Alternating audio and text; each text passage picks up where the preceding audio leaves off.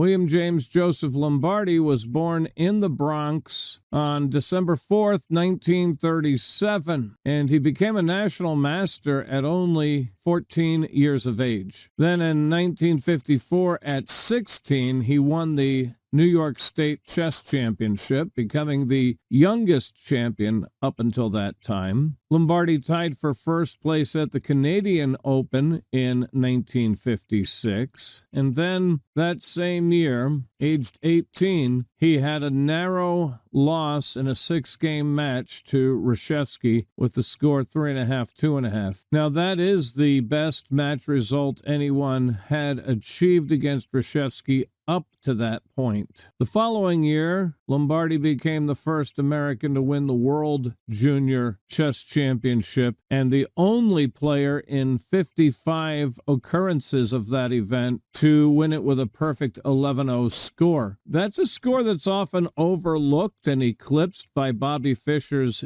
11-0 U.S. Championship. It should not be discounted. He became an international master as a consequence of that event. And then in 1960, he led the United States team to an upset victory over Soviet Union in a student team chess championship that was held in Leningrad, and his personal score was 12 out of 13, winning, among others, against future world champion Boris Spassky in their individual game, and, of course, the gold medal for the best result on board number 1. He won the U.S. Open in 1963, 1965, and in 1975. Now, Lombardy, as you probably know, had a profound influence on Bobby Fischer, who was 5 years younger than Lombardy. They played hundreds of blitz games while both lived in New York, and he served as Fischer's second in the 1972 World Championship match. In fact, I think I have a picture of Lombardy playing Fischer at Collins' house. There it is, right there. Bobby Fischer on the right of the screen there, and Bill Lombardy on the left with John Collins seated between them. So Lombardy and Fischer were friends, colleagues, etc. Now, some people consider Lombardy to have been underappreciated, and I would be included in that number. He was still playing strongly, including online, up until his late 70s. He died October 13th, 2017, only 6 years ago, while visiting a friend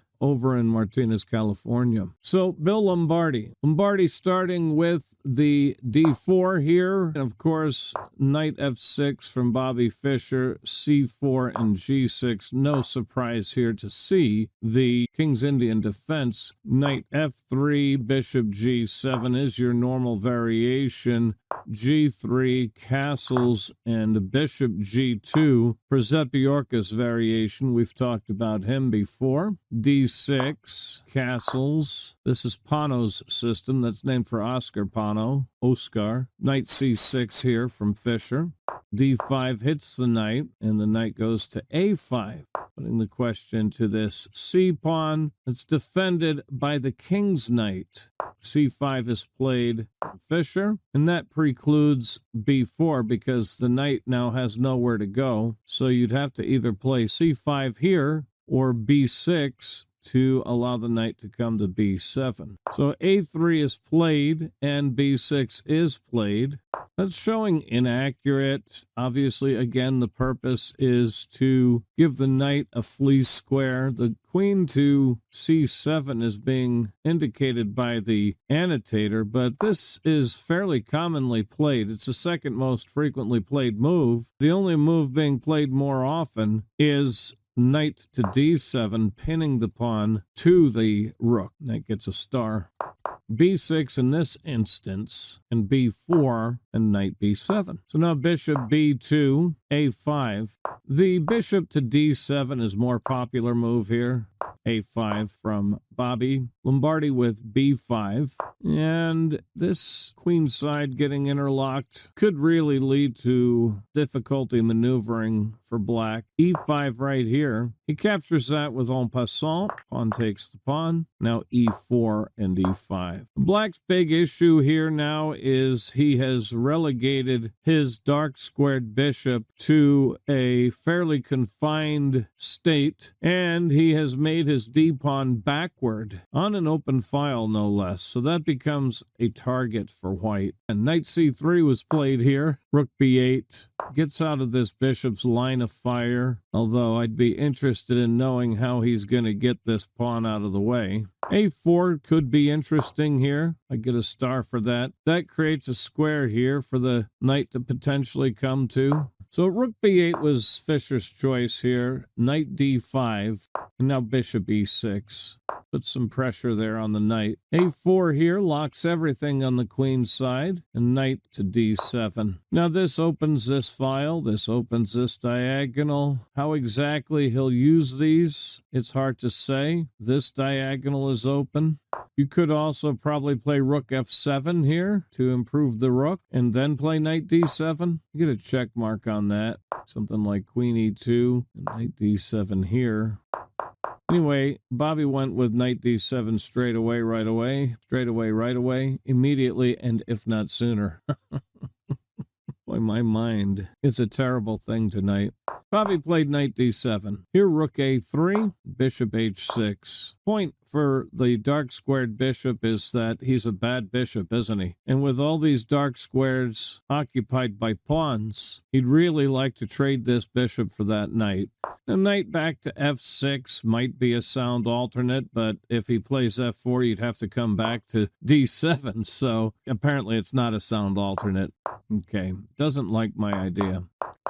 Bishop h6. f4 was played here. Yeah, rook d3 makes some sense here, getting more pressure on this backward d-man. Instead, Lombardy with pawn f4.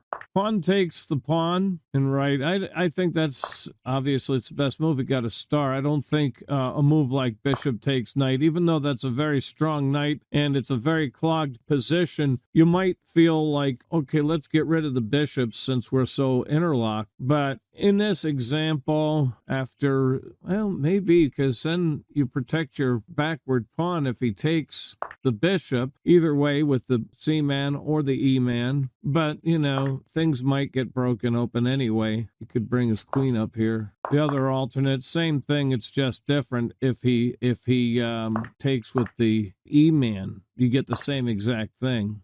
Oh, doesn't like it in this example. Well, e takes f4 from Fischer. Knight takes the pawn, bishop to f7, getting out of the knight's line of fire, and the knight returns to d5. The annotator calling again for rook d3. You could also play bishop h3, I would imagine. Let's see what it thinks. A star. Knight d5 was Lombardy's choice, and now Fischer does take this knight. And I think, yeah, it gets an exclam. I think he's very happy in this example to fill this weak square with an opponent's pawn. Although, no doubt, he'll capture toward the center and try to break this open. He did capture toward the center, and that's being called inaccurate. I'm not sure why it's inaccurate. A, we want to capture toward the center. B, we want to be able to move this pawn and attack the backward pawn. Maybe, you are giving him a passed pawn. So I'm not sure why that's an inaccuracy. It's probably fine. Again, remember with these bots, the yellow inaccuracies are very debatable. Rook takes rook here from Fischer. That's check. Bishop takes rook. You do not want to play the king takes. That gets a big yellow question mark. That's not going to be, you don't want the king on an open file. I will reposition my bishop. You'll probably have to trade, right? And then my pieces are coming over. Bishop takes is the right way. Bishop does come back to g7 here, and we do have a bishop trade. Now knight c4, that's inaccurate. The bot calling for rook f3, which does make some sense because it's an open file, right? But I thought that since this diagonal is open, that queen A1 check looked like a real good idea? Oh, oops, I didn't put the knight back. Queen A1 check? No, it says I'm inaccurate. You'd probably have to block with your queen, and then queens are traded. And then you're going to play knight C4 anyway, no doubt. Okay, so I didn't get the nod from the bot on that choice either. Sometimes I get some really good marks and sometimes I don't. Knight C4 though from Bill Lombardy. Knight E5. Yeah, Queen F6 is interesting here as well. Again, you have several open lines that you can try to exploit. Of course, Queen G4 would no doubt be played. I could check and then move my knight to F6 after you play King G2 because now knight F6 and you've got to do something here. Coming back, though, knight E5, and knight takes the knight, pawn takes the knight. That does give white a passed pawn, and it gives black an isolated pawn. So that'd be a hard move for me to make, but apparently, I mean, maybe the thought is that it's inevitable because if I don't obstruct this line, this backward pawn's coming forward. And now I can cement it in place, blockade the front pawn, and attack the back pawn. So Queen G4 was played here. Queen E7, Rook D3, getting behind the passed pawn. Right, well, the bot not liking that, calling for Queen E6. That's a hard move to play as well, because that's giving up this pawn for all intents and purposes. Maybe Queen E2? Nope, doesn't like that either. All right, well, Rook D3, Knight D6. Ooh, big red X. Push your passed pawn now that that square's not covered. That's an interesting idea. And then the rook would have to move, and then you're coming into the C3 square next, and you're getting pretty close. Rook D3, Knight D6, Queen to E6 here. Rook E8, don't trade queens. Rook E8 gets the star. Trading queens would be a mistake here because after pawn takes, then you got this discovered attack on the knight. And yes, you can take this pawn, but now Rook D7 check. And after the king comes here, the bishop can come up and defend. And this pawn becomes a menace. So Rook E8 is the best move. Bishop H3 now. Now the bot calling for a queen trade. And then you have to defend this pawn. I guess Rook E3 or Bishop G2 would be fine. Let's see what it thinks of Bishop G2. Star either way. Right, but Bishop H3 from Lombardy, Queen C7. Obviously, you don't want to trade queens here either. It's the same thing. It's just different. Right? Give the check. Yeah. Okay. Anyway, Queen C7's really aggressive. Nice move. Queen D7 check. Queen takes queen. Bishop takes queen.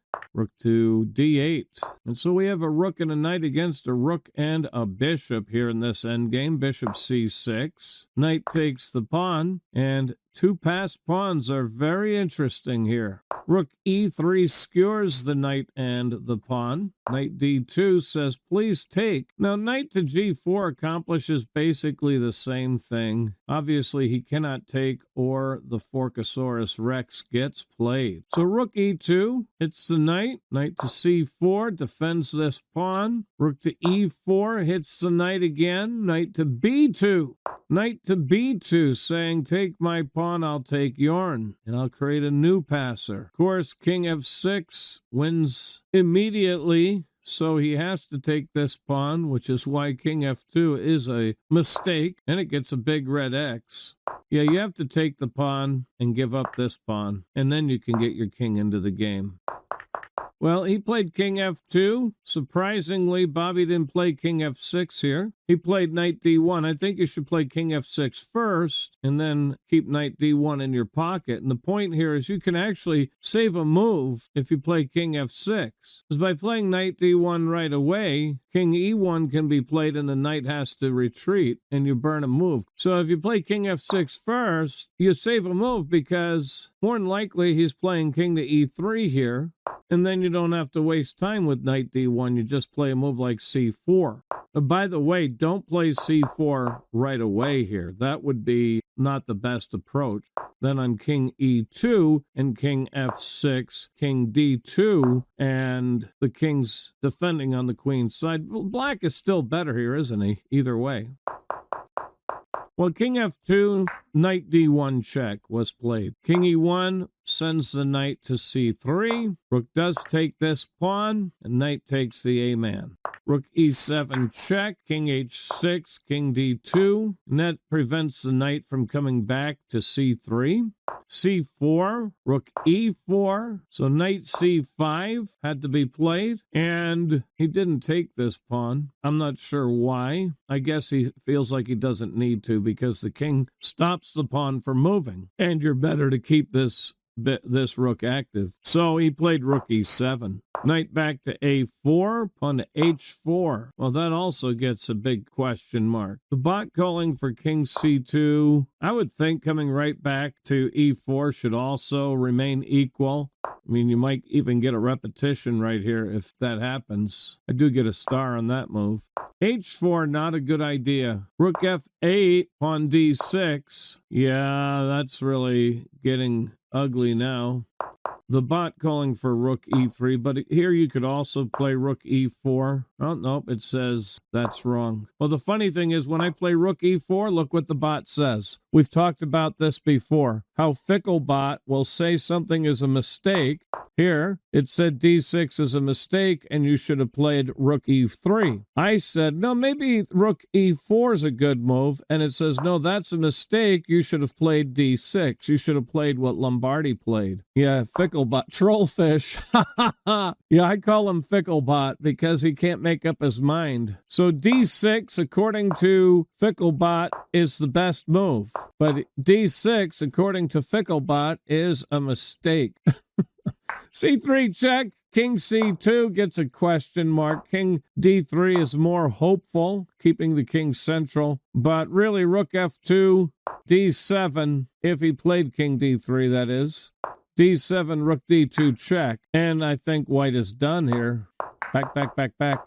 King c2 was played. Rook f2 check, king b3. Oof. All of a sudden, black is really in control. Rook b2 check. Wow, that's curtains. You don't want to play c2 right away. It gets a star. You don't want to play it right away because of rook e1. Although you could get cute and play rook e2 here. Right, he can't capture because of the promotion. So he'd have to play rook f1 here.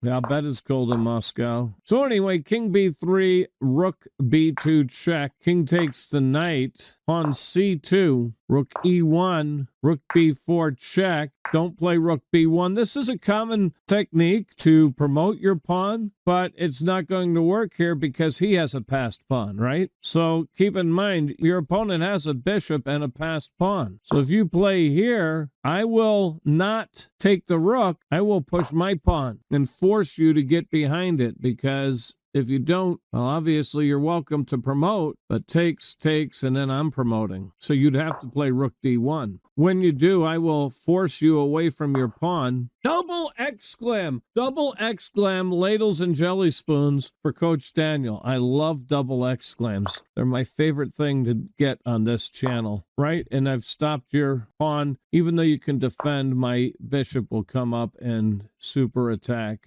or even my king. I could leave my bishop there, really, technically. One way or the other, I'm picking that back up. I've been getting, last 3 weeks, I've been getting some good numbers of double exclams. All right, well, rook b4 is the right move here. Rook b4, king a3, obviously, is the only legal move. And now rook b1 was played.